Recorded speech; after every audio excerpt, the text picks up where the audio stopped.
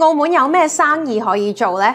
Hi guys, it's Sandra time. Welcome back to my channel. 你知唔知道而家三大外賣平台佢哋自己都唔係好賺錢呢？咁啲錢又點會再流落你嘅口袋入邊呢？外賣店嘅風口、外賣店嘅紅利已經完咗啦，所以點解我自己都唔再做呢？就係因為呢個原因啦。當其時好興做外賣店，係因為仲係封緊關，我哋有內需，外賣店就係一個剛需，所以嗰個時間係可以順勢而為嚟賺到錢嘅。但係如果你真係想做餐飲都唔好氣餒，你都可以開嘅，但係你就必須有多啲資金去開喺遊客區，去開喺人流旺嘅地方，又或者係做民生區嘅茶餐廳、低價嘅麵食等等。如果你係想做一個好簡單，好似係一個地攤鋪三餸飯搬咗入去個地鋪入邊，乜嘢裝修都唔使，主打係小區入面嘅人每日嘅剛需，就係最平嘅一碗飯或者最平嘅一碗麵嘅話，你唔使點樣做宣傳，你因為平佢哋都可以入嚟嘅話，咁你嘅成本自然就可以降到好低啦，10幾20萬都可以搞得掂嘅。呢一啲都係剛需嚟嘅，你做剛需嘅嘢，而且嗰樣嘢係仲未飽和嘅，你就一定有效果。因為喺澳門人口基數比較細嘅，如果你想打高價產品